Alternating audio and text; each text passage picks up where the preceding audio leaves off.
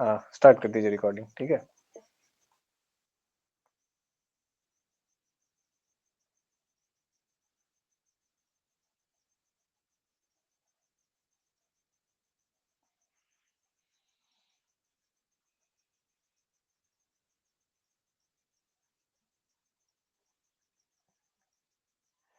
एक बार पिछले क्लास का थोड़ा सा हम लोग रिकैप कर लेते हैं, ठीक है। सर आशुतोष मुखर्जी से जो है कहानी शुरू होती है। उन्होंने आदेश दिया किनको, डॉक्टर एन एन सेनगुप्ता को, कि साइकोलॉजी डिपार्टमेंट जो है शुरू करना है। तो अ, एक मिनट, यहाँ से नहीं, यहाँ से हुआ है, हाँ, ब्रजेंद्र नाथ सील से। सर आशुतोष मुखर्जी ने ब्रजेंद्र नाथ सील को कहा कि साइकोलॉजी की पढ़ाई जो है होनी चाहिए भारत में। तब साइकोलॉजी विषय था फिलॉसफी का, 1905 में सिलेबस शुरू हुआ। फिर पहला लैब बना साइकोलॉजी का, लेकिन फिलॉसफी के अंदर बना। 1916 में डिपार्टमेंट ऑफ साइकोलॉजी बनी, जिसके हेड बने डॉक्टर नरेंद्र नाथ हेलो। सेनगुप्ता। हाँ बोलिए। आ, जो था एशिया का दूसरा लैब हम्म। भारत में था, पहला कहाँ खुला था? भारत का पहला है और एशिया का दूसरा लैब है। एशिया का पहला लैब जापान में खुला है, और विश्व का अच्छा। पहला लैब तो जान ही रहे, विलेम वुल्फ, जर्मनी। हाँ।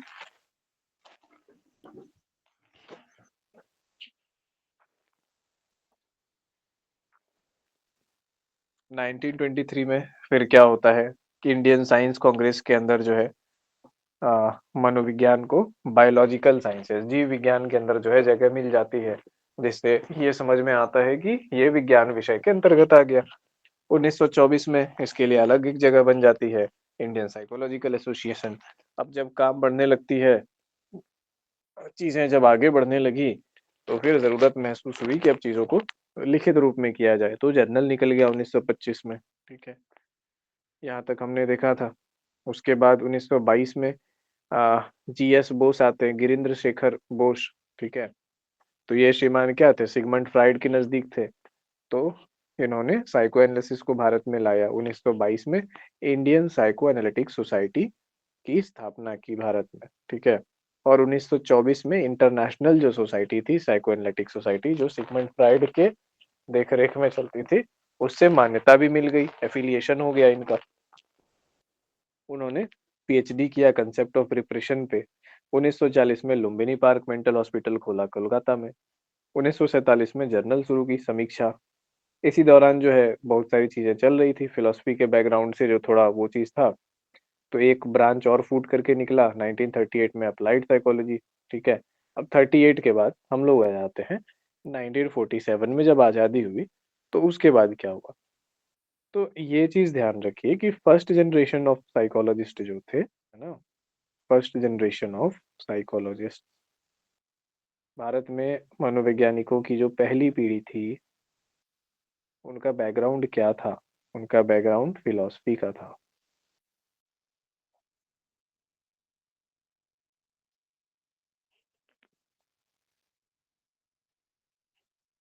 क्लियर है? अब जो है, ये क्या होता है, जब आजाद हो जाता है भारत, तो हमारे देश के पहले प्रधानमंत्री, ठीक है, श्री जवाहरलाल नेहरू, ठीक है, तो उन्होंने क्या कहा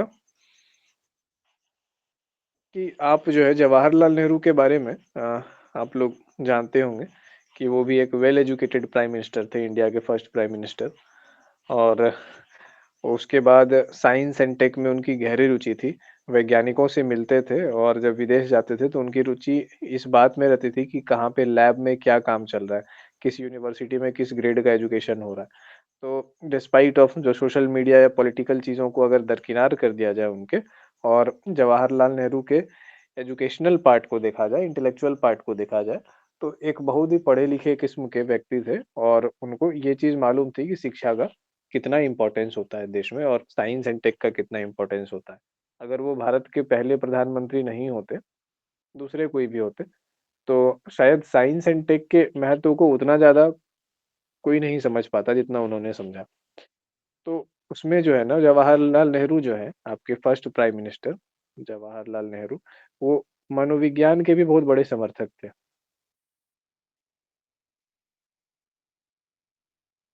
तो उन्होंने क्या कहा, उन्होंने कहा कि मनोविज्ञान के लोगों को कि आप उस टाइम पे 1947 का टाइम था, मनोविज्ञान एक अच्छे साइंटिफिक रूप में दुनिया के सामने आ रहा था कि कितनी गजब बात है, इंसान के मन का विज्ञान हो गया ये। ये तो आज भी एनिग्मेटिक लगता है लोगों को सुन करके, है ना?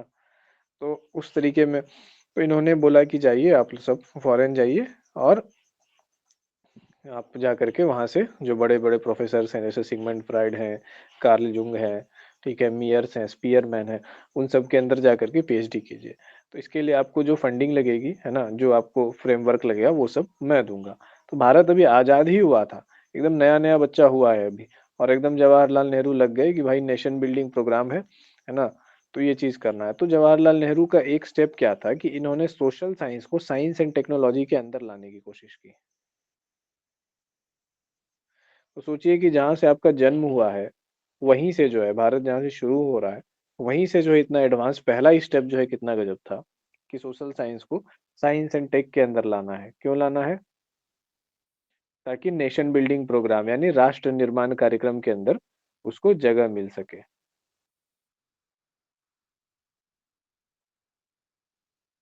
Science and tech. तो इस तरीके से करके जब साइकोलॉजी के प्रति उनकी रुचि थी, तो ज़ाहिर-सी बात है कि जब देश के प्रधानमंत्री की रुचि मनोविज्ञान में होगी, तो मनोविज्ञान कैसे नहीं फलेगा-फूलेगा देश में। उसके बाद क्या किया, इन्होंने बहुत सारे साइकोलॉजिस्ट को इनवाइट भी किया इंडिया में, कि भारत में क्या है ना कि मनोवैज्ञानिक इश्यूज़ बहुत ज़्यादा थे और आज हम लोग साइकोलॉजी जब पढ़ते हैं मतलब जब वाक़ई पढ़ते हैं, अच्छे से पढ़ते हैं और चीज़ों को देख पाते हैं अपने समाज में आस-पास, तब हम लोग देख पाते हैं कि यार बहुत ज़्यादा मतलब मनोवैज्ञानिक इश्यूज़ हैं, पिछड़ापन तो इतना ज़्यादा है कि आज भी लगता है कि दुनिया से हम लोग तकनीक के मामले में भले ही 150-200 साल पीछे हैं, लेकिन शायद माइंडसेट के मामले में तो अभी हम लोग हज़ार साल पीछे हैं दुनिया से। तो ऐसा महसूस होता है।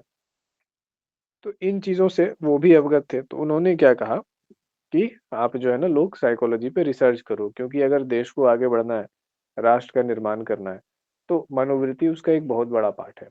अब आप लोग नोटिस करेंगे कि भारत के राष्ट्रीय आंदोलन को जब आप पढ़ते हैं, स्वतंत्रता आंदोलन को जब आप पढ़ते हैं, तो आपने देखा होगा स्वतंत्रता आंदोलन में कुछ एलीट लोग, कुछ पढ़े-लिखे लोग जो खासकर बंगाल या आसपास के रीजन से बिलॉन्ग करते थे या फिर जो धनाढ्य लोग थे, गुजरात के और नॉर्थ इंडिया के साइड के, है ना?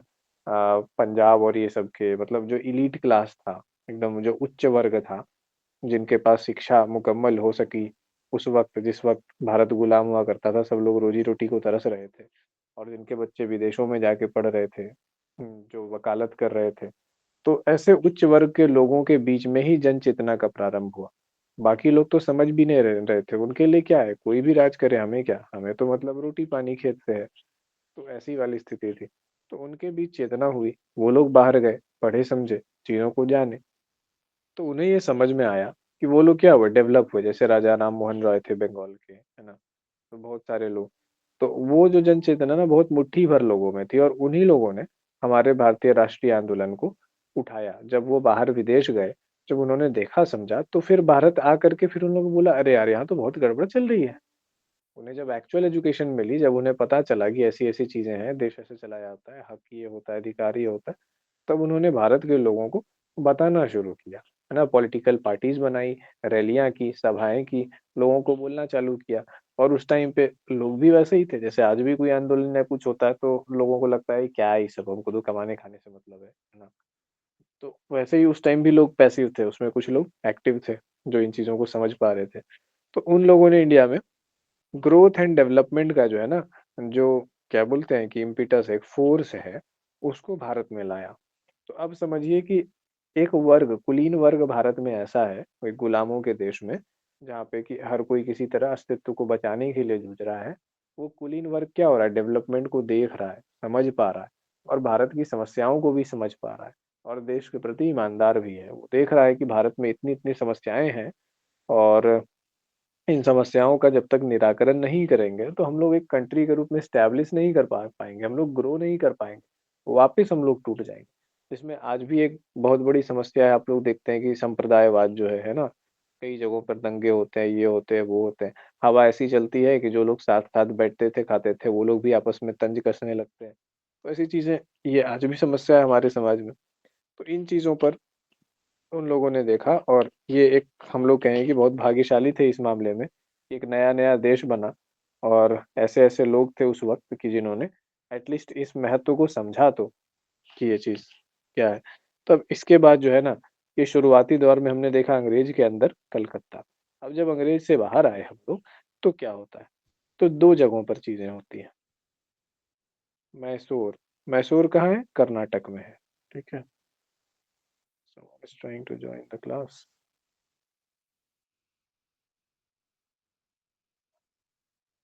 मैसूर, मैसूर है कर्नाटक में, ठीक है? टीपू सुल्तान शायद जुड़े हुए हैं मैसूर से। और पटना, ठीक है। दोनों शहर जो है हिस्टोरिक इम्पोर्टेंस का, है ना? मैसूर भी ऐतिहासिक बहुत ज़्यादा इम्पोर्टेंस, पटना भी बहुत ज़्यादा इम्पोर्टेंस।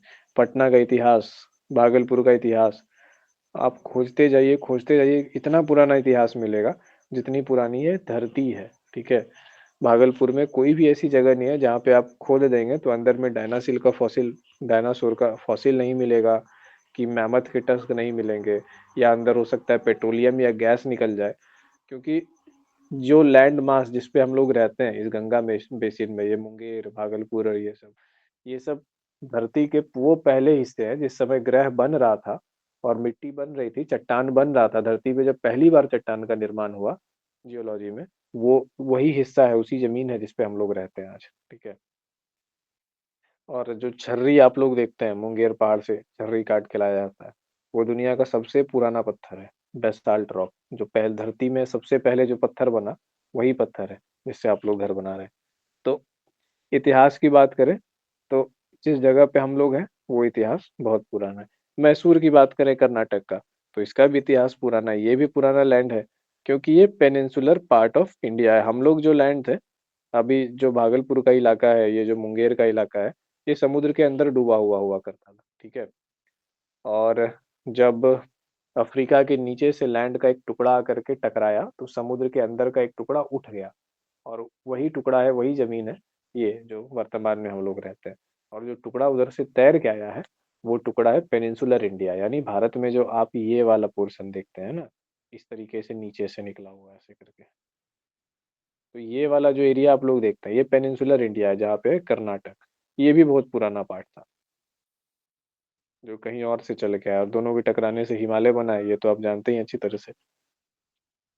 तो इतने पुराने इतिहास में अब इसको हम लोग को याद रखना है कि 2 इम्पोर्टेंट जगह है, जहाँ से चीज़ें शुरू होती हैं। पटना में 1946, आज़ादी से 1 वर्ष पहले, ठीक है, शुरू हुआ था। 2 डिपार्टमेंट शुरू हुए पटना में, ठीक है? इसीलिए आप देखिए कि पटना यूनिवर्सिटी के जो राइटर हैं, उनकी बुक्स आप पढ़ते हैं। और पहले जो पुराने राइटर्स हैं, पता नहीं मार्केटिंग हुई, क्या हुआ, नहीं हुआ हमको, बीच का तो पता नहीं। बट कुछ प्राचीन किताबें हैं जो कलकत्ता यूनिवर्सिटी के राइटर की पुरानी किताबें हैं, पटना यूनिवर्सिटी की पुरानी किताबें हैं, जो मोस्टली मोस्टली बंगाली ही थे। और किताबें हैं, मतलब बेजोड़ किताबें हैं। उसमें से एक किताब मेरे पास है, किसी पुराने वाले के पास मिला था, एकदम कंडीशन में, एकदम पलटाओ तो पेज फट जाएगा। उस राइटर की बुक हम फोटो आप लोग को शेयर करेंगे, अगर कहीं मिल जाती है वो किताब तो आप लोग ले लीजिएगा उसको, उसे मिलना मुश्किल है उस किताब का। अब तो ज़्यादातर आप लोग अरुण कुमार सिंह, सुलेमान और यही चीज़ें पढ़ते हैं ना, पर वो किताब एक्चुअल बुक थी। जैसे उस टाइम पे इंग्लिश मीडियम में पढ़ाई होती थी ना, चीज़ें शुरू हुई थी, वैसे किसी ने हिंदी मीडियम में पहली बार एक्चुअल बुक को लिखा था। और उस बुक को पढ़ के आपको पता चलेगा कि उस बुक को राइटर ने ही लिखा है, ये नहीं कि अपने पीएचडी स्टूडेंट से लिखवा लिया, दो दो चैप्टर उससे लिखवा लिया, 2 चैप्टर उससे लिखवा लिया।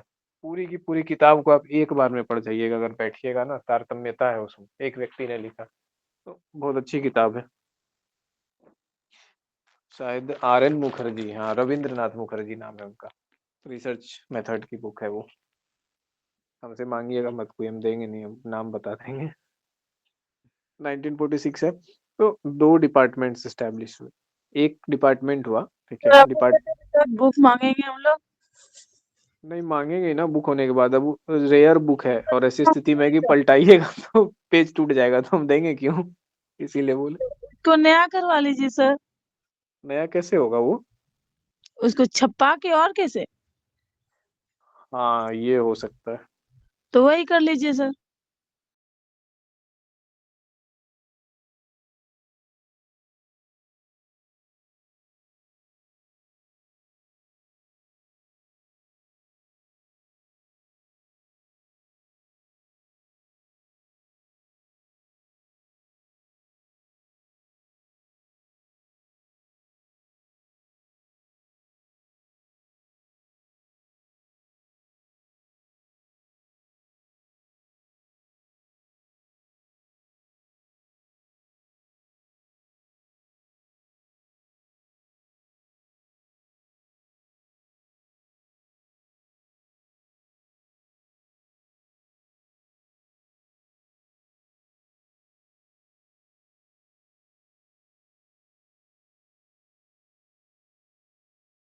बहुत ज्यादा विवादों में आए, तो डिस्पाइट ऑफ उनका काफी ज्यादा योगदान और गजब चीज हम लोग पढ़ते हैं कि इतना मस्त चीज निकाल करके दिए, बावजूद उनका नहीं दिख रहा है यहाँ पे, है ना। एक्सपेरिमेंटल साइकोलॉजी दिख रहा है, अप्लाइड साइकोलॉजी, क्योंकि विवादास्पद चीजों में थे। तो अभी तक जो है ना, वो नहीं हुआ था कि हाँ 100 सुनार की एक लोहार की, अब तक स्टैब्लिश हो गया है। वो स्टैब्लिशमेंट के दौरान थे, अभी तक उनको झेलना पड़ा था। लगभग जितने भी रिसर्चर या थ्योरिस्ट हुए हैं ना, आप कुछ निकालेंगे मनोविज्ञान के फील्ड में कोई थ्योरी या कुछ, तो वो आती है डिस्कशन के क्षेत्र में। और विज्ञान का ये नॉर्मल फेज है, ठीक है। ऐसा नहीं है कि ये समस्या है। आप कोई रिसर्च करेंगे या कुछ नया खोज करेंगे तो 10 लोग उस पर प्रश्न करेंगे ही, और प्रश्न करके उसको काटने की कोशिश करेंगे, है ना। यही प्रक्रिया है विज्ञान के इवॉल्व होने की। तो इसी प्रक्रिया में उस वक्त जो है ना, इनका साइको एनालिसिस उलझा हुआ था। तो अब देख रहे हैं कि इस बीच जब फ्रायड महोदय उलझे हुए थे, तो दो चीजें जो है, एक्सपेरिमेंटल साइकोलॉजी तो एकदम पहले पहले आई थी, ये तब तक इस्टेब्लिश हो चुकी थी। इसके बाद अप्लाइड साइकोलॉजी जो है, ये जो है डिपार्टमेंट जो है ये चीजें कर रही थी। अब अप्लाइड साइकोलॉजी के बारे में कल मैंने बताया था कि क्या है अप्लाइड साइकोलॉजी, है ना, जो अप्लाई किया जा सकता है सीधे के सीधे लाइफ में। एक्सपेरिमेंटल साइकोलॉजी क्या था, लैब वालों के लिए था। साइको एनालिसिस क्या था, क्लिनिकल वालों के लिए था। तो आम आदमी के लिए क्या क्या जरूरत है, आम आदमी के लिए साइकोलॉजी की क्या करेंगे वो, साइकोलॉजी के बारे में सुन के, जान के, पढ़ के, है ना। बहुत सारी चीजें हैं दुनिया में, हमें क्या मतलब। तो जो लोगों के काम में आए वैसे साइकोलॉजी, जीवन में अप्लाई हो वैसे साइकोलॉजी को अप्लाइड साइकोलॉजी उस वक्त कहा गया, ठीक है। अभी हम लोग जानते हैं कि साइकोलॉजी पूरी की पूरी एक अप्लाइड विषय है। आप साइको एनालिसिस का उपयोग केवल क्लिनिकल पर्सपेक्टिव में ही नहीं कर सकते, अदर चीजों में भी कर सकते हैं। अब देखिए, अब आता है एक बड़ा स्टेप, ठीक है। कर्नाटक में, इधर देखते हैं, कर्नाटक में भी डिपार्टमेंट ऑफ साइकोलॉजी एस्टेब्लिश हुआ है। एक सेकेंड।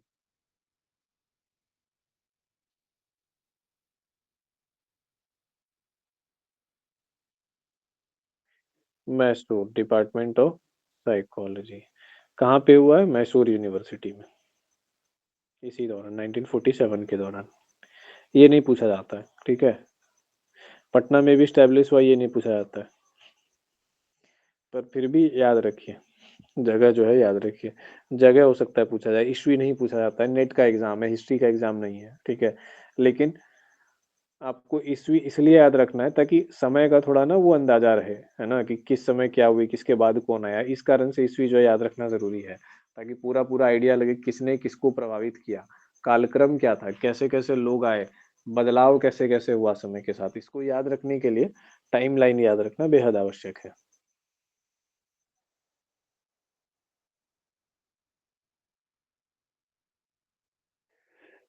अब आता है 1956 में, ठीक है, आप सबों का बिग डैडी,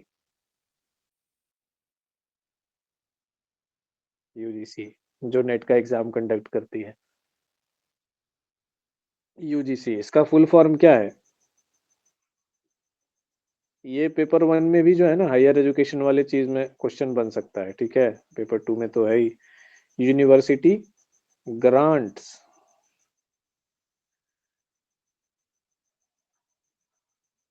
कमीशन।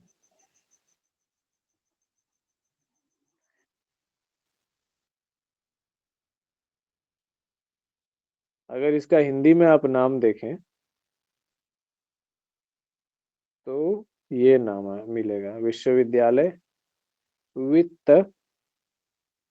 आयोग।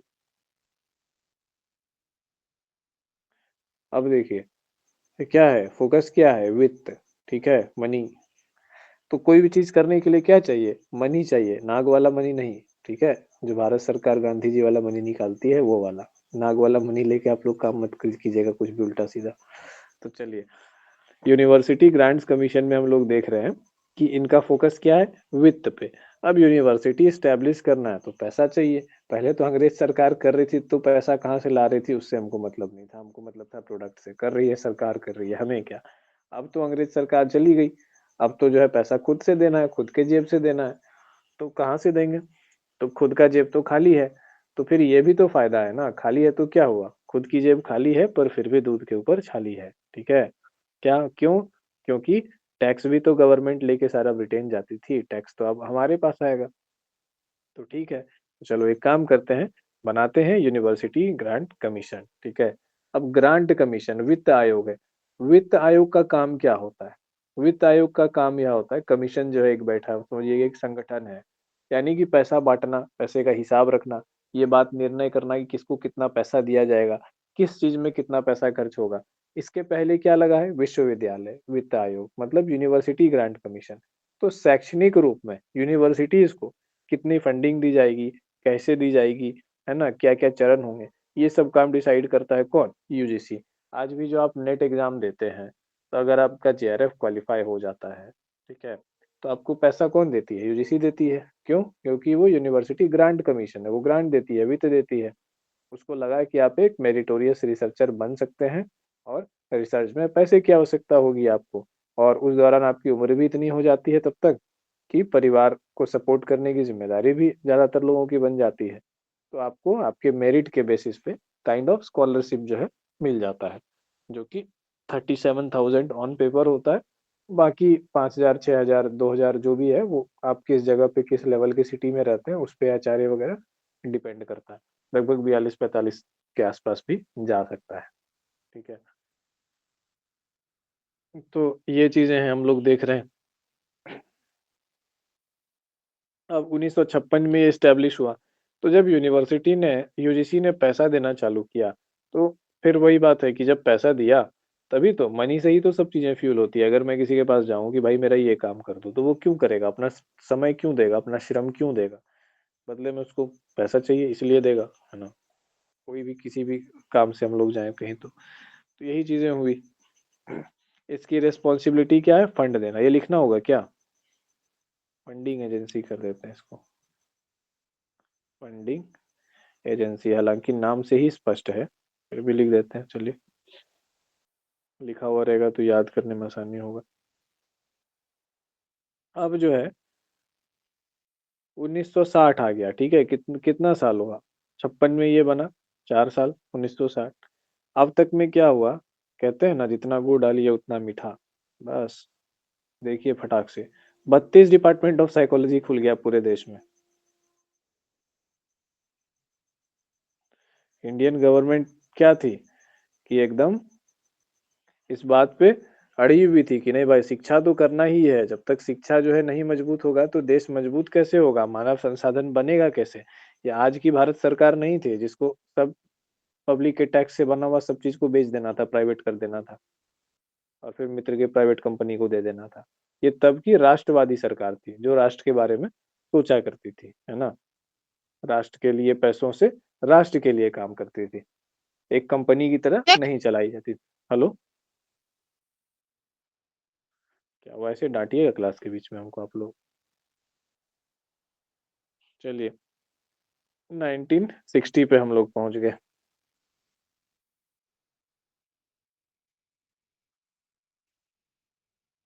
अब इसके बाद अगला स्टेप क्या होता है, अगला स्टेप ये होता है सर साइकोलॉजी के। हाँ बोलिए ना। फंडिंग एजेंसी से था, रिपीट कर दीजिए तो। ये जो फंडिंग एजेंसी है, यूजीसी क्या है? फंडिंग एजेंसी है। और जब पैसा दिया गया तो उन इस पैसे का असर ये हुआ, यूजीसी के बनने का असर ये हुआ कि 4 साल के अंदर जो है, जितने पहले तो बहुत कम डिपार्टमेंट होंगे, 5 6 7 गिनती के होंगे, 1960 तक ना देश में 32 डिपार्टमेंट खुल गए साइकोलॉजी के, अलग अलग जगहों पर, है ना, अलग अलग यूनिवर्सिटीज में। तो हमारे देश के पास 32 साइकोलॉजी डिपार्टमेंट हो गए। यही है। उसके बाद क्या होता है कि एडवांस स्टडी साइकोलॉजी के लिए जो है नेक्स्ट स्टेप ये किया जाता है कि एडवांस स्टडी इन साइकोलॉजी। देखिए कितनी सारी चीजें हैं, जब आप लोग पढ़ते जानते हैं किसी एक कॉम्पिटिटिव एग्जाम के लिए, तो कितनी सारी चीजें आप लोग जान रहे हैं।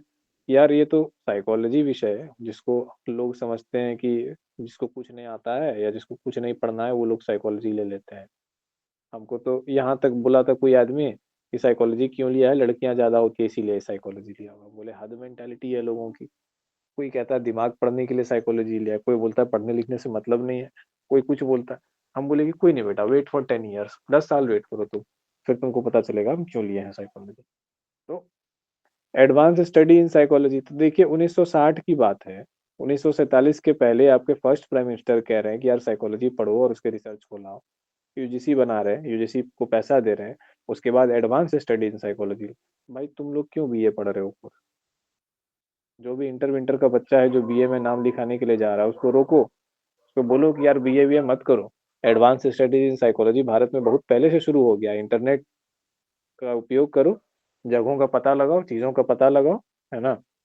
इंस्टा विंस्टा सब हटाओ और थोड़ा देखो कि बहुत अच्छी अच्छी चीजें भी साइकोलॉजी में शुरू से होती रही हैं। एक्सपेरिमेंटल साइकोलॉजी कब का खुल गया था हमारे देश में साइंस के रूप में, सबसे पहले खुला है। और अभी भी आप फिलोसफिकल जो है, बैचलर इन आर्ट जो है कहीं पे जाकर के पढ़ रहे हैं कि सोच रहे हैं कि ठीक है बीए एमए यहाँ से कर लेते हैं, उसके बाद जो है भविष्य में अच्छा करेंगे। क्यों? पहला ही कदम आपका अच्छा होना चाहिए। खैर जिस टाइम पे हम डिग्री कर रहे थे ना, उस टाइम पे तो ग्रेजुएशन में नाम लिखाए थे, इंटरनेट वगैरह उतना नहीं हुआ करता था। छोटा नोकिया का मोबाइल होता था, कीपैड वाला, और सैमसंग का, उसमें इंटरनेट चलाते थे, तो हम लोग को जानकारी नहीं थी ये चीजें, नहीं तो हम भी किए होते। तो एडवांस स्टडीज इन साइकोलॉजी पे जोर आया। इसके बाद क्या हुआ कि साइंस एंड टेक में जैसे बताया कि जवाहरलाल नेहरू साहब ने पहले ही बोला कि साइंस एंड टेक के अंदर इसको साइकोलॉजी को लाओ भाई, है ना। ये कोई ऐसे आम जैसे तुम लोग विषय समझते हो कि फिलोसफी है, आर्ट्स है, उसके अंदर नहीं लाओ। लेकिन आज भी अज्ञानतावश और अंधकारवश क्या है कि समाज में वही मेंटालिटी है। मेंटालिटी तो 20-20 हजार साल तक चेंज नहीं होती है, कहाँ से 70 साल में चेंज हो जाएगी। तो इसके बाद इन्होंने कहा कि कहाँ पे लाना है साइकोलॉजी, इंजीनियरिंग कॉलेजेस में। आज भी इंजीनियरिंग कॉलेजेस में साइकोलॉजी डिपार्टमेंट है। तो बोलिएगा कि वहाँ साइकोलॉजी डिपार्टमेंट है सर, तब तो वहाँ हम साइकोलॉजी से इंजीनियरिंग कर सकते हैं? नहीं। इंजीनियरिंग वालों को एक पेपर रखा जाता है साइकोलॉजी का, ठीक है, उनको दिया जाता है एक पेपर। और कभी कभी, अब जैसे साइकोलॉजिस्ट है, एक क्वेश्चन, जब हम ग्रेजुएशन में थे तो ऐसे भी सर्विस सिलेक्शन बोर्ड के इंटरव्यूज होते हैं, जो सेना में अधिकारी बनते हैं, तो उस इंटर वहां तक हमको 6 बार पहुंचने का मौका मिला, रिटर्न निकाल करके। तो उसमें जब मैं पहुंचा तो बहुत सारे वहाँ पे साइकोलॉजिस्ट भी होते हैं जो आपकी परीक्षा लेते हैं, मनोवैज्ञानिक परीक्षण करते हैं। तो बहुत सारे साइकोलॉजिस्ट को देखे। अब जो फौज के ऑफिसर की पर्सनैलिटी होती, ठीक है, उनका जो व्यक्तित्व होता है, वो तो ऑब्वियस है कि बहुत हीरोइक होता है, एकदम बॉम्बास्टिक होता है। लेकिन उनके पर्सनैलिटी को डाउन करने वाला कौन होता है? साइकोलॉजिस्ट होता है। तो साइकोलॉजी का सही अध्ययन, है ना, प्रॉपर नॉलेज आपको क्या देता है? आपको एक एकदम बेजोड़ सी पर्सनालिटी देता है, जो और किसी सब्जेक्ट का वो चीज नहीं दे सकता। आप सोचिए कि ऐसा कोई मैग्नेटिक पर्सनालिटी वाला कोई टीचर हो, मतलब जिसने एक्चुअल में साइकोलॉजी पढ़ी हो, चीजों को समझता हो, और जब वो बोले तो 10 लोग सुनते हो, वैसा वाला उसका वो चीज हो, चार्म हो, वो बंदा पहुंच गया, या जो है मैम, वैसे वो पहुंच गई इंजीनियरिंग कॉलेजेस में, कोई ना कोई बच्चा प्रभावित हो ही जाएगा कि भाई गजब चीज है। तो इस कारण से आजकल आप लोग ट्रेंड देखते होंगे कि लोग बीटेक करके जो है ना एमए इन साइकोलॉजी करने आ रहे हैं। बहुत बड़ी संख्या में ये ट्रेंड जो है पिछले 3-4 सालों में तेजी से हो रहा है। कारण क्या है? यही है, इंजीनियरिंग कॉलेजेस तक साइकोलॉजी के लोगों का पहुंचना। ये पढ़ाई आपके व्यक्तित्व को ऐसा बना देती है कि आप जो है ना बेहतर व्यक्ति हो जाते हैं। और उसके बाद कहा एग्रीकल्चर कॉलेजेस में उनका एक पेपर होता है। अब उस पेपर को कोई टीचर पढ़ा रहा है, देख रहे हैं भाई गजब चीज है, तो आ जाओ इधर एग्रीकल्चर कॉलेजेस। उसके बाद ये लोग क्या करते हैं, इंजीनियरिंग पढ़ के जो साइकोलॉजी पढ़ते हैं, अब चूंकि सॉफ्टवेयर इंजीनियर है, साइकोलॉजी पढ़ा है, तो ऐप बनाएगा। ऐप अगर बनाएगा, सॉफ्टवेयर बनाएगा, तो उसको साइकोलॉजी के हिसाब से बनाएगा कि आपको देख के लगे कि बहुत ईजी हो, मतलब पहली बार आप यूज करें तो आपको लगे नहीं कि सीखना पड़े, अपने आप हो रहा है, इंट्यूटिव।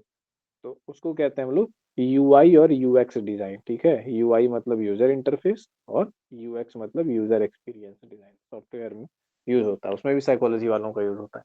अगर आप लोग में भी किसी को प्रोग्रामिंग में इंटरेस्ट है या सीखना चाहते हैं, तो इस फील्ड में आगे करियर बना सकते हैं बंगलोर वगैरह में जाके।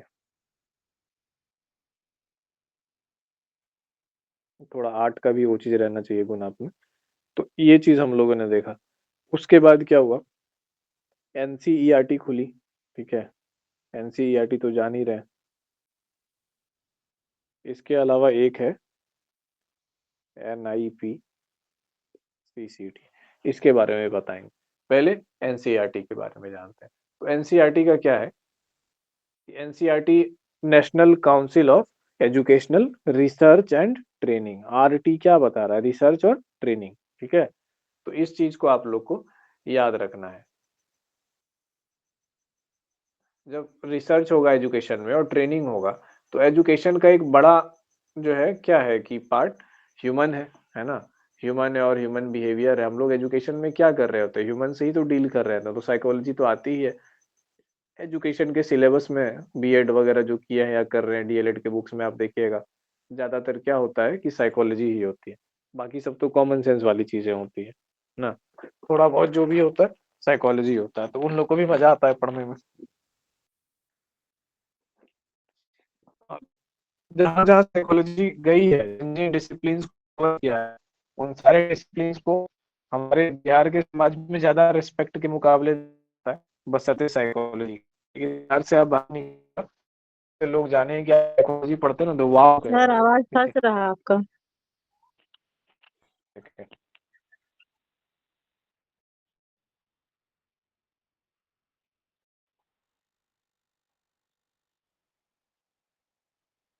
हाँ, चलिए अभी ठीक है आवाज। हाँ ठीक है। चलिए, तो ये एनसीईआरटी क्या करती है कि एजुकेशनल रिसर्च और ट्रेनिंग करती है, और एजुकेशन का एक बड़ा हिस्सा है क्या है, साइकोलॉजी। तो एनसीईआरटी को भी कहा गया, अभी भी एनसीईआरटी क्या होती है, इंटर्नशिप देती है साइकोलॉजी के बच्चों को।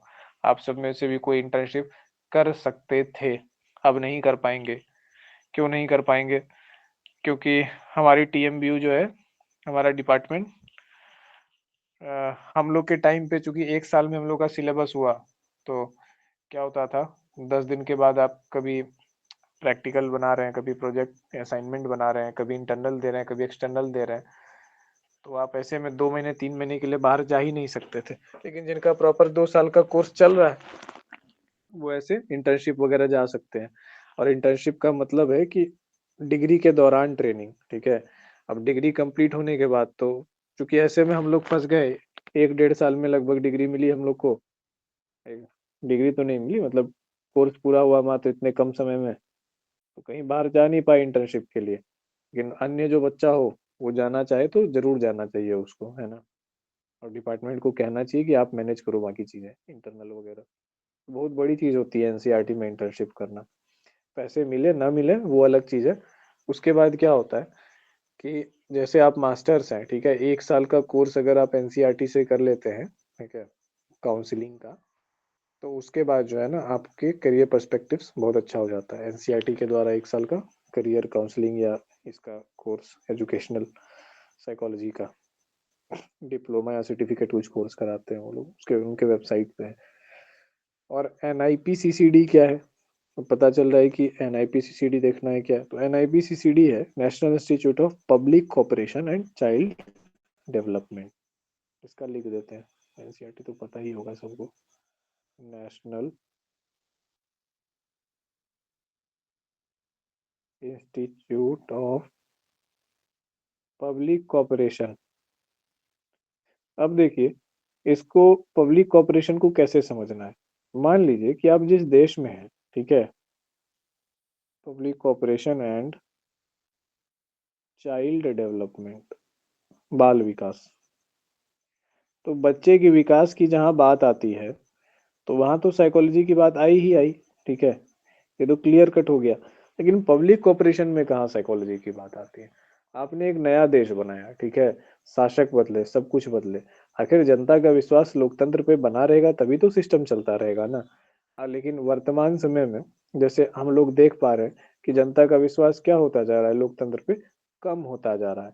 क्योंकि कुल मिलाकर ऐसा ही लग रहा है कि जो सरकार में गया वो उस पार चला गया, अब वो अंग्रेज सरकार की तरफ, अंग्रेजों की तरह बिहेव करता है, चाहे सरकार के अधिकारी हो या पुलिस कर्मी हो। बस उनका एक ही काम होता है कि ज्यादा से ज्यादा माल छांकना, और कोई मतलब नहीं। पुलिस जो है वो क्राइम को खत्म नहीं करना चाहती है, क्योंकि क्राइम पुलिस के इनकम का जरिया है। तो अपना करियर पुलिस को खराब नहीं करना है। तो ऐसी चीजें हम लोग अपने आसपास देख रहे हैं। तो क्या हो रहा है कि हम लोगों हम लोग ये देख रहे हैं कि हमारा विश्वास जो है डेमोक्रेसी पे कमजोर होता जा रहा है, समाज में विश्वास डेमोक्रेसी पे कमजोर होता जा रहा है। इससे क्या हो रहा है, कानून को हाथ में लेने की परंपराएं बढ़ती जा रही है। आपको पता है कि आपको न्याय नहीं मिलेगा, ठीक है, इंस्टीट्यूट या स्पेलिंग गलत हो गया।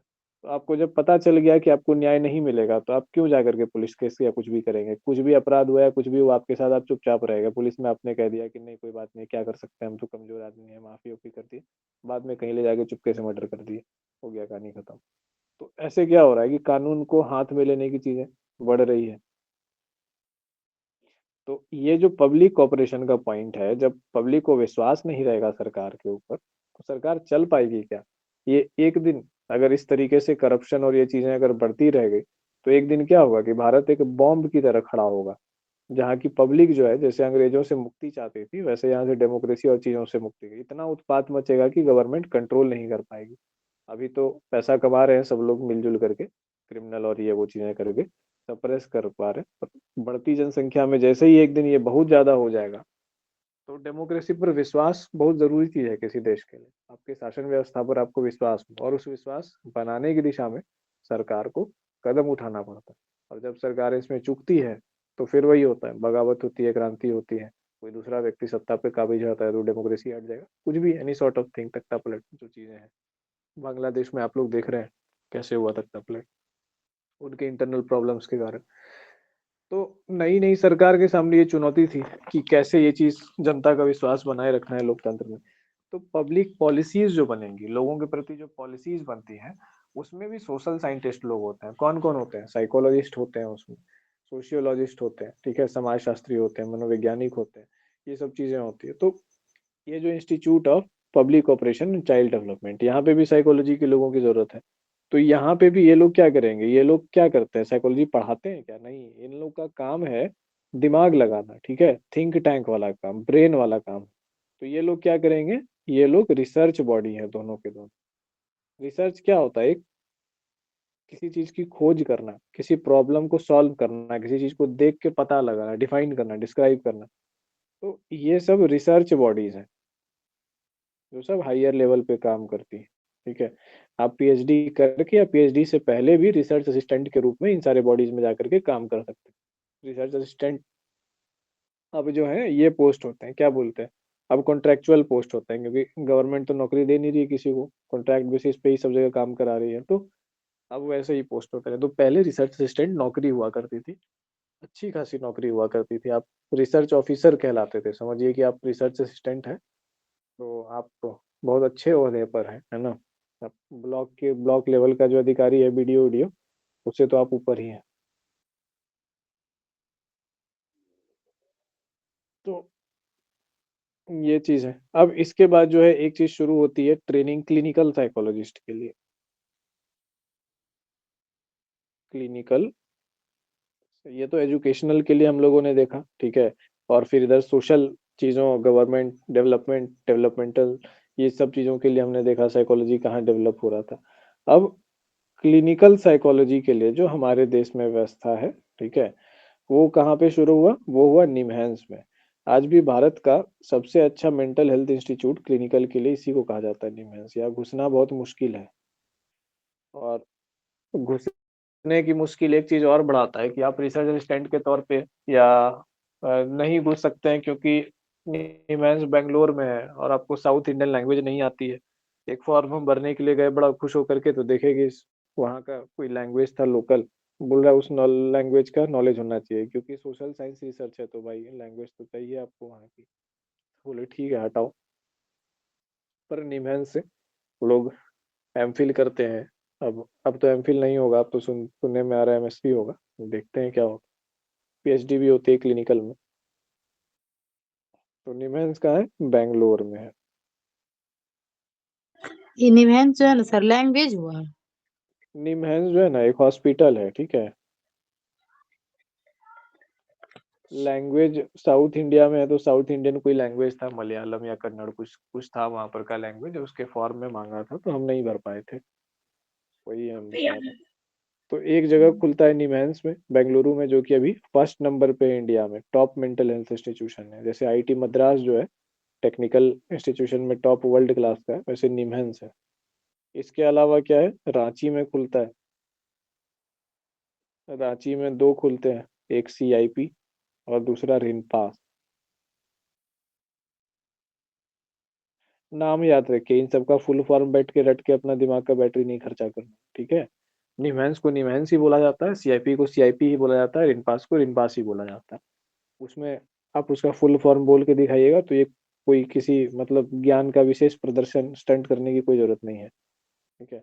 इतना ही रहना है इसको। इसके बाद क्या हुआ कि इधर कुछ टाइम पहले आगरा में भी खुला है, लेकिन ये पोस्ट इंडिपेंडेंस की कहानी नहीं है, ठीक है। ये इधर रिसेंट की बात है। फिर पटना में भी सुन रहे हैं कि खुलने वाला है, या फिर खुला होगा तो खुला होगा। हम साल भर पहले सुने थे कि खुलने वाला है, तब तक शायद खुला हो तो पता नहीं। तो ये जो है इतिहास में, जैसे हम लोग बात करते हैं तो इतिहास में कितनी चीजें हैं। अब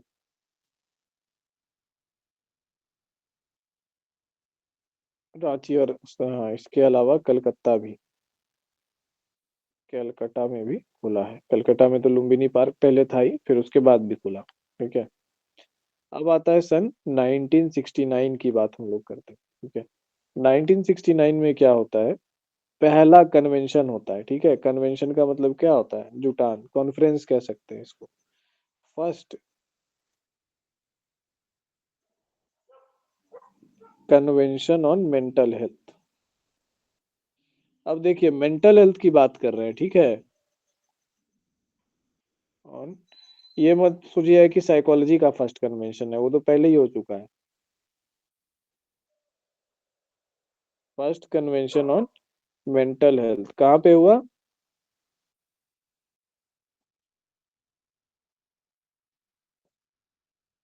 एम्स बैंगलोर में।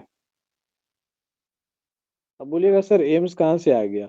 अरे जो निमहैंस है ना, इसका पुराना नाम एम्स ही था, ठीक है। एम्स बैंगलोर। अब उसको निमहैंस नाम से कहते हैं, अलग से उसको जानते हैं। एम्स का पहले वो एम्स के अंदर ही था, मेडिकल साइंस के अंदर आता था, ठीक है। तो उस टाइम पे वही था, तो इसीलिए एम्स बैंगलोर में, या फिर आज के समय से इसको कह दीजिए तो निमहैंस में सबसे पहला जो है कॉन्फ्रेंस हुआ मेंटल हेल्थ के लिए, ठीक है।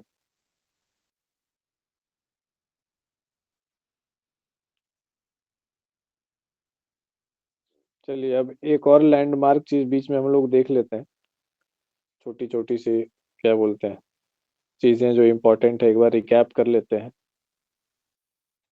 1961 में क्या हुआ था सर? 1961 में क्या इम्पोर्टेंट हुआ था? ये हुआ था कि एमए साइकोलॉजी, एमए साइकोलॉजी जो है, सॉरी सॉरी, एमए साइकोलॉजी नहीं हुआ था।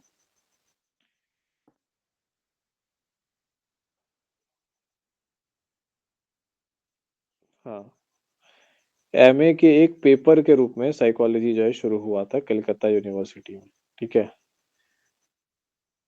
मतलब जैसे मास्टर ऑफ आर्ट्स आप ज्योग्राफी से करते हैं, मास्टर ऑफ आर्ट्स आप हिस्ट्री से करते हैं, है ना, मास्टर ऑफ आर्ट फिलोसफी से करते हैं, वैसे मास्टर ऑफ आर्ट आप साइकोलॉजी से भी अब कर सकते हैं। तो एमए, है ना, एमए डिग्री हुई थी। अब हम लोग कहते हैं हम लोग की भी डिग्री क्या कहलाती है? हम लोग की एमए डिग्री कहलाती है। और सब्जेक्ट या पेपर क्या कहलाता है? साइकोलॉजी कहलाता है। वही सिस्टम है। अब कुछ ना स्पेशलाइज्ड डिग्री होते हैं, जैसे एमए इन क्लिनिकल साइकोलॉजी, तो वो अलग डिग्री हो गई, वो एमए डिग्री नहीं है, ठीक है। जैसे एमएससी डिग्री है, एमएससी के अंदर कौन सा पेपर है आपका? फिजिक्स पेपर है तो आप आपको बोलचाल में एमएससी फिजिक्स कहा जाएगा, लेकिन आप रहेंगे एमएससी, ठीक है। बोलचाल में आपको एमएससी केमिस्ट्री कहा जाएगा, लेकिन आपकी डिग्री का नाम क्या है, एमएससी है। तो वैसे कुछ स्पेशलाइज्ड डिग्री होती है। तो हम लोग कहते हैं एमए साइकोलॉजी, मतलब बोलने के लिए कहते हैं कि हम लोग एमए साइकोलॉजी हैं, ये बोलने की बात है, लेकिन एक्चुअल में हमारी डिग्री क्या है, हमारी डिग्री एमए की है और पेपर साइकोलॉजी है हम लोगों का। उस पेपर से हमने मास्टर्स किया है। स्पेशलाइज्ड डिग्री कब होती है, जब हम लोग कहते हैं एमए साइकोलॉजी अगर बोलते हैं तो उसका मतलब है कि वो हमारी स्पेशलाइज्ड डिग्री है। जैसे एमए इन क्लिनिकल साइकोलॉजी कहीं पे होता है, एमए इन अप्लाइड साइकोलॉजी होता है। तो उसमें वो लोग एमए के अंदर पेपर नहीं लिखते हैं, वो लोग ऐसे लिखते हैं MA applied psychology, MA clinical psychology, ठीक है। इस अंतर को समझिए, एक बारीक सा अंतर है, पर क्योंकि पढ़े लिखे लोग हैं हम लोग, तो एजुकेटेड वाली चीजों को थोड़ा सा हम लोग ध्यान रखेंगे, इन चीजों को बोलने समझने में। जैसे हमारे डिपार्टमेंट में है टीएमबीयू में, जब लोग प्रोफेसर बनने के लिए आते हैं बहुत अच्छे अच्छे जगहों से पढ़ के, एमए इन क्लिनिकल साइकोलॉजी लेकर के, एमए इन अप्लाइड साइकोलॉजी लेके, तो बिहार में उनको रिजेक्ट कर दिया जाता है। बोला कि नहीं, हम लोग के यहाँ स्पेशलाइज्ड कोर्स नहीं पढ़ाया जाता है, हम लोग के यहाँ जनरल कोर्स पढ़ाया जाता है, हम लोग के यहाँ एमए पढ़ाया जाता है, ठीक है। एमए इन क्लिनिकल या ये वो साइकोलॉजी नहीं पढ़ाया जाता है।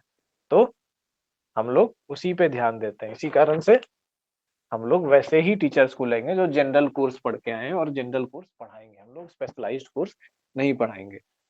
तो चूंकि कोर्स स्ट्रक्चर वो है, तो कोर्स स्ट्रक्चर के हिसाब से जो उनको जो उपयुक्त लगता है आयोग को, बीपीएससी को, आयोग वैसे टीचर्स को सेलेक्ट करती है, वैसे लोगों को शॉर्टलिस्ट करती है, बाकी लोगों को रिजेक्ट करती है। हाँ, लेकिन क्वालिटी के हिसाब से अगर देखिएगा तो जो स्पेशलाइजेशन लेके बंदा आया है उसकी तो क्वालिटी माशाल्लाह रहनी ही है जनरल कोर्स के मुकाबले। चलिए, 1961 में हाँ ये चीज होती है। अब देखते हैं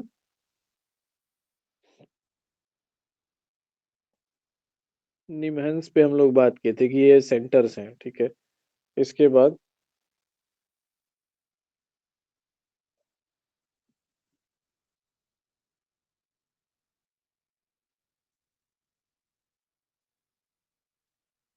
निमहंस के अंदर थोड़ा सा देख लेते हैं क्या है। जब टॉप इंस्टीट्यूट है तो थोड़ा ध्यान तो देना चाहिए इसके ऊपर।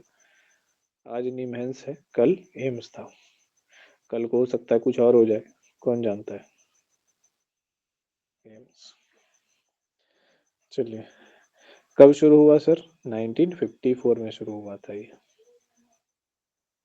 इसको टाइमली फैशन में याद करने या समझने की जरूरत नहीं है, खाली ये रख लीजिए कि कब शुरू हुआ है निमहंस। इसको टाइम से लेन देन नहीं है, जहाँ पे डेवलपमेंट हो रहा है। जैसे कहते हैं ना, एक समय में एक चीज ने दूसरे चीज को प्रभावित किया है ना। भूतकाल पर आपका वर्तमान डिपेंड करता है और आज के वर्तमान पे आपका भविष्य डिपेंड करता है। कल के वर्तमान पे आपका वर्तमान आज का जो है डिपेंड कर रहा था। कल आपने जो किया आज आपके पास वो अवसर होंगे, आज आप जो करेंगे कल आपके पास वैसे ही अवसर बनेंगे। तो बस वही चीज थी। तो वैसे चीजों में हम लोग टाइम लाइन का ध्यान रखते हैं, पर जहाँ पे केवल डेटा का वैल्यू है, जहाँ वैसा कुछ नहीं है, तो टाइम लाइन इंपॉर्टेंट नहीं है। बस कहने के लिए बता दिए कि 1954 है। तो 1954 में यहाँ पे जो है जो डिपार्टमेंट खुला वो कहलाता था डिपार्टमेंट ऑफ साइकोलॉजी एंड, ठीक है, एंड को शॉर्ट में ऐसे लिखे हैं ह्यूमन रिलेशन। देख रहे हैं कितने अच्छे तरीके से जो है, ये 1954 की बात थी। Department of psychology and human relations, एक अलग से जो है ना इसको एक रूप देने की कोशिश की गई कि ये चीज जो है स्पेशलाइजेशन यहाँ पे दिया गया। तो कितने इंटरेस्टिंग से चीजें हो रही थी। मतलब आज जो हम लोग करते हैं जैसे तैसे चलो एमए कर लेते हैं पेपर असाइनमेंट वगैरह करके, उससे ज्यादा दिल लगा करके लोग 1954 में काम कर रहे थे। हम लोग 2024 में आके सोचिए क्या ही कर रहे हैं। तो अब चूंकि निमहंस क्या है, एम्स का पार्ट है, तो एम्स का पार्ट है तो क्या होगा कि ये क्लिनिक वाली चीजें तो होंगी यहाँ पे, तो क्लिनिकल सर्विसेज ये प्रोवाइड कर रहा था। अब मेडिकल कॉलेजेस और स्कूल जितने भी है, स्कूल तो नहीं कॉलेजेस ही कहा जाता है, बोलने का तरीका है स्कूल। उसमें आप देखिए है कि मेडिकल कॉलेज एंड हॉस्पिटल होता है, वहाँ जो आपको पढ़ाया जाता है साथ में हॉस्पिटल भी होता है। आप उस हॉस्पिटल में जा करके डायरेक्ट जो आप पढ़ते हैं आप उसको देख सकते हैं। सारे इक्विपमेंट्स होते हैं। अगर आप माइक्रोस्कोप और सेल के बारे में पढ़ेंगे तो वहाँ हॉस्पिटल में सेल मौजूद है। अगर आप हड्डी के बारे में पढ़ेंगे तो वहाँ एक्सरे मौजूद है। लिगामेंट टेंडन के बारे में पढ़िएगा तो वहाँ एमआरआई मौजूद है। ब्रेन वेव के बारे में पढ़िएगा तो वहाँ ईईजी मौजूद है, क्या नहीं है। तो इसीलिए मेडिकल स्कूल में पढ़ना जो है अच्छे विद्यार्थियों का सपना होता है कि भाई मतलब आप जो पढ़ रहे होते हैं उसको सीधे सीधे जी रहे होते हैं।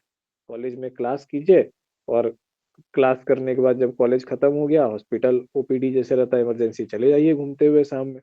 ओपीडी में अपना बैठ के 2 घंटा 3 घंटा बैठ के आ जाइए, देख लीजिए कैसे कैसे क्या चीजें हो रही है।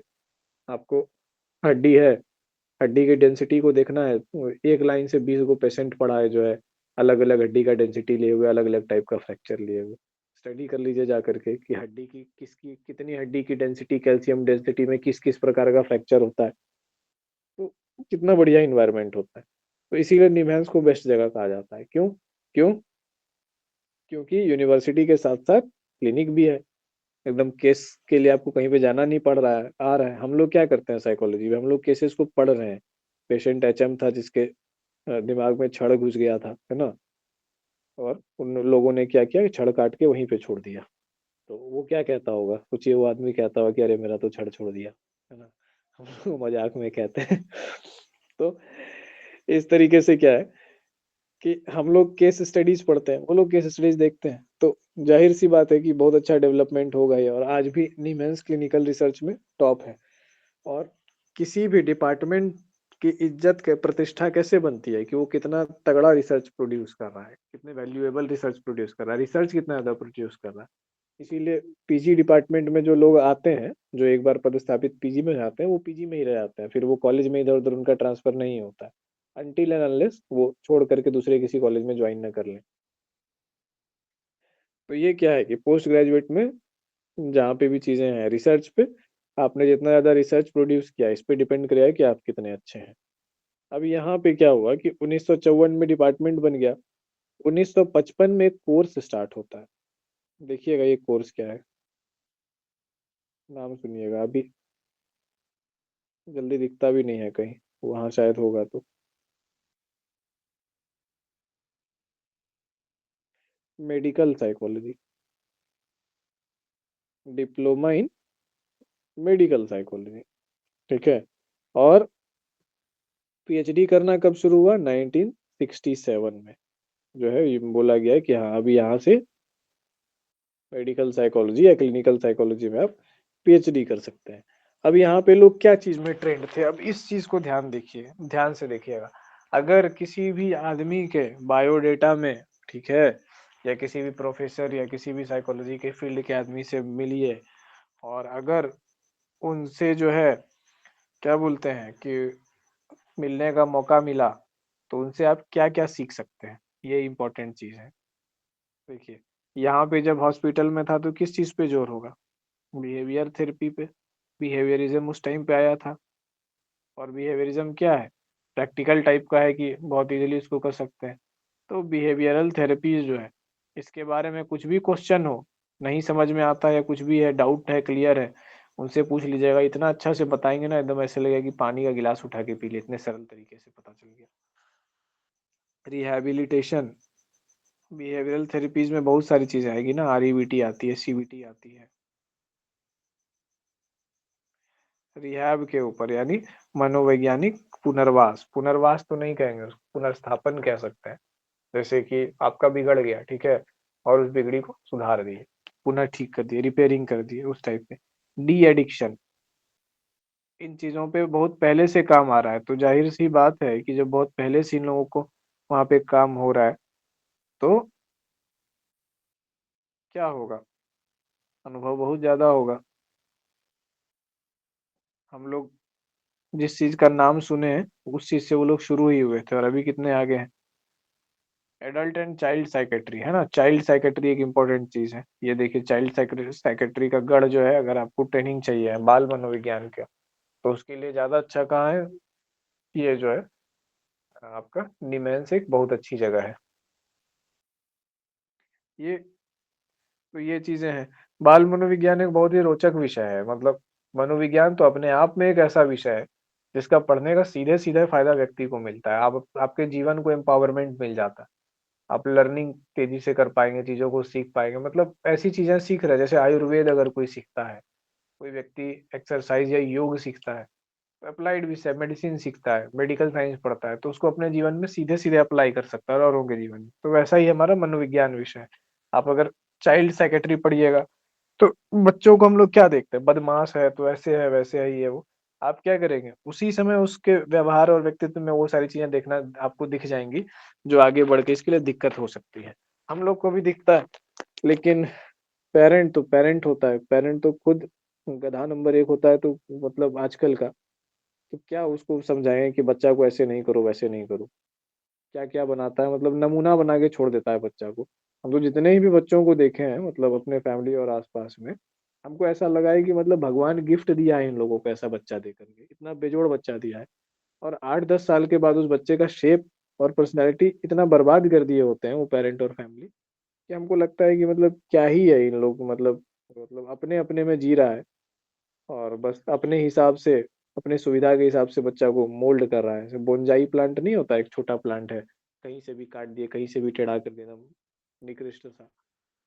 तो 15-16 साल 18 साल का होते होते उस बच्चे से फिर मेरा सारा उम्मीद खत्म हो जाता है कि अब हो गया, ये इतना बढ़िया बच्चा था जिसको 5 साल के 6 साल की उम्र तक जानते थे हम लोग, यार ये मतलब दुनिया में ग्रेट चीजें कर सकता था।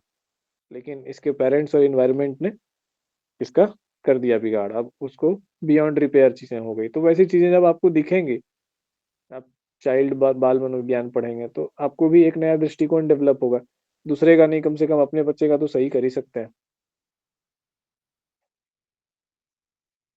तो ऐसी ऐसी चीजें देखें कि पेरेंट आजकल बच्चों को झूठ बोलने सिखा रहे हैं और कह रहे हैं कि दुनिया झूठ का ही है, तो ये ऐसे वैसे है।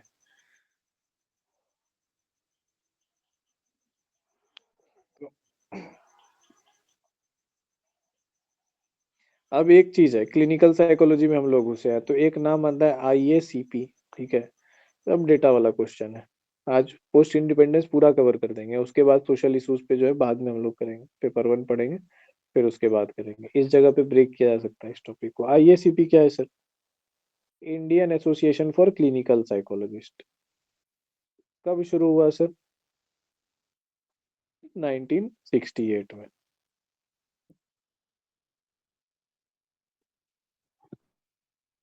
Association for clinical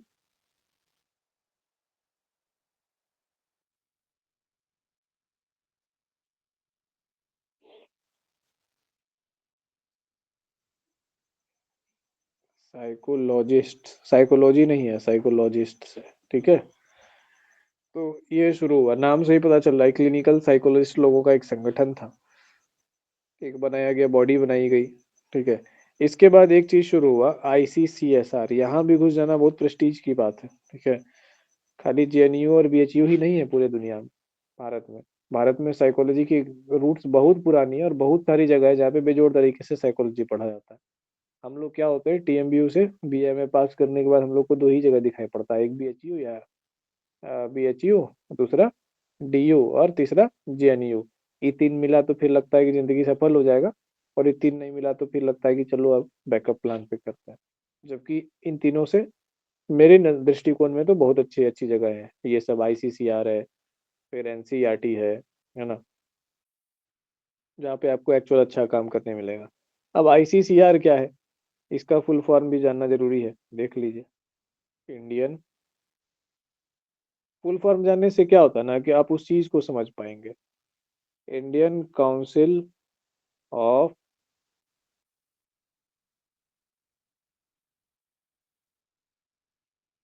social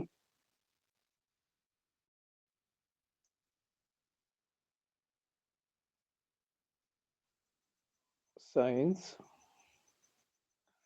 research. ये कब बना? ये भी 1968 में बना है। सोशल साइंस, साइकोलॉजी क्या है, सोशल साइंस है। तो इसके अंदर आ गया है ना, सामाजिक क्षेत्र में मनोविज्ञान के इस्तेमाल और उसकी स्टडी के लिए चीज बना।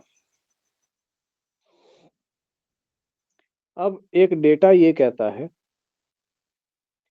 सन 1975 तक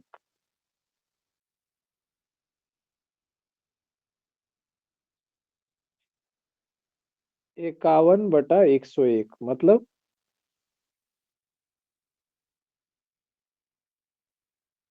छोड़िए, मैथ नहीं करवाएंगे, डायरेक्ट 101 ही लिख देते हैं।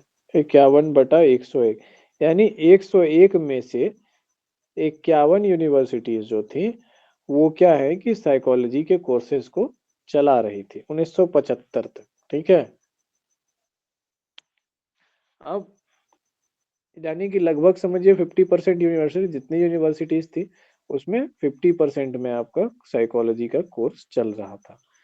फिर डेटा 1995 में एक बार आया, है ना, यूनिवर्सिटी यूजीसी के डेटा के अनुसार इसमें पता चला कि 219 यूनिवर्सिटीज अब तक बन गई हैं और उसमें से 70 यूनिवर्सिटीज में साइकोलॉजी चल रहा है। तो ये डेटा क्या दिखा रहा है? 50% से कम दिखा रहा है। तो क्यों दिखा रहा है? तो बोलिए कि तब तो सर डेटा कम दिखा रहा है तो इसका मतलब साइकोलॉजी का नुकसान हो गया, उस टाइम तो बहुत जोर से चला, आगे नुकसान हो गया। अरे नहीं, ऐसे नहीं, सिंपली नहीं करना है ना। तो मतलब नंबर देख लिया और सिंपली सरलता से सोच लिए, ऐसे इतना भी सरल नहीं बनना है जीवन में। 219 हुआ और यहाँ 70 हुआ, 7 दूने कितना होता है? 14, 140। फिर भी बहुत ज्यादा गैप है, क्यों है? इसके पीछे कारण ये है, इस पे इस निष्कर्ष पे मत कूदिएगा कि साइकोलॉजी की हानि हुई, बल्कि कारण ये है कि अलग अलग स्पेशलाइज्ड यूनिवर्सिटी बनने लगी है ना। एग्रीकल्चर की यूनिवर्सिटी बनी, कहीं पे इंजीनियरिंग का बना, कहीं पे कुछ बना। तो वहां पे तो साइकोलॉजी का कोर्स नहीं मिल रहा है ना, वहाँ साइकोलॉजी एक पेपर के रूप में मिल रहा है। जैसे मेडिकल कॉलेज है, वहाँ आईटीआई खुला, पॉलिटेक्निक खुला, टीचर्स ट्रेनिंग कॉलेज खुला, तो अलग अलग स्ट्रीम में अलग अलग चीजें खुली। प्लास्टिक ट्रेनिंग इंस्टीट्यूट खुला, ठीक है, मेटलर्जी का इंस्टीट्यूट खुला, कोल माइनिंग का कॉलेजेस इंस्टीट्यूट खुले, तो अलग अलग चीजें, पेट्रोलियम रिफाइनरी के इंस्टीट्यूट खुले, ठीक है, हिमालयन माउंटेनियरिंग इंस्टीट्यूट एक है, ठीक है, पर्वतारोहण का, स्पोर्ट्स के इंस्टीट्यूट खुले। तो अलग अलग चीजों के जब इंस्टीट्यूट खुले तो उसमें साइकोलॉजी के लिए कहाँ से जगह मिलेगी? वह वो साइकोलॉजी का कोर्स क्यों कराएंगे जब कोई मान लीजिए कि कोल माइनिंग का है इंस्टीट्यूट? तो इसी के कारण से जो है ना, इसका मतलब ये नहीं है कि घट गया साइकोलॉजी का वजन, इसका मतलब बस ये है कि अदर चीजों की प्रासंगिकता बढ़ी और साइकोलॉजी में भी बढ़ोतरी दिख रही थी। ये 51 से 70 हुआ।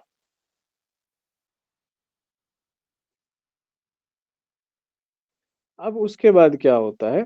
1990s के बाद जो होता है ना, 1990s के बाद साइकोलॉजी में जो है ना तेजी से वृद्धि होती है।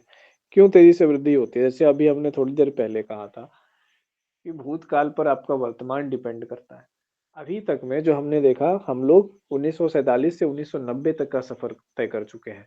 इस बीच में जितना भी काम हुआ वो सब काम क्या करेगा? आगे के विकास को दिशा देगा, गति देगा, बढ़ाएगा। और तो वही चीज हुई कि उन सारे काम के आधार पे क्या हुआ कि और तेजी से बढ़ता गया, क्षेत्र का फैलाव होता गया, विस्तार होता गया। और यहाँ से हम लोग घुसते हैं एड्रेसिंग सोशल इश्यूज। साइकोलॉजी पहले स्टैब्लिश होता है, पहले जैसे कहते हैं ना, पहले कोई आदमी आता है, फिर बैठता है, फिर चर्चा करता है और फिर चर्चा में समाधान निकलती है। तो साइकोलॉजी क्या हुआ? पहले विदेश से आया, ठीक है, फिर यहाँ भारत में बैठा अलग अलग यूनिवर्सिटीज में, और उसके बाद जो है चर्चाएं चालू हुई, रिसर्चेस चालू हुआ, काम चालू हुआ, और जब काम चालू हुआ तब प्रॉब्लम का सॉल्यूशन निकलना चालू हुआ। तो कौन कौन से प्रॉब्लम्स थे और क्या क्या सॉल्यूशंस थे जिसमें साइकोलॉजी ने नेशन बिल्डिंग में अहम भूमिका निभाई, ये हम लोग पढ़ेंगे अगले क्लास में। मतलब अगले क्लास मतलब नेक्स्ट क्लास में, कल वाले क्लास में नहीं, कल पेपर 1 पढ़ेंगे हम जो है। ठीक है।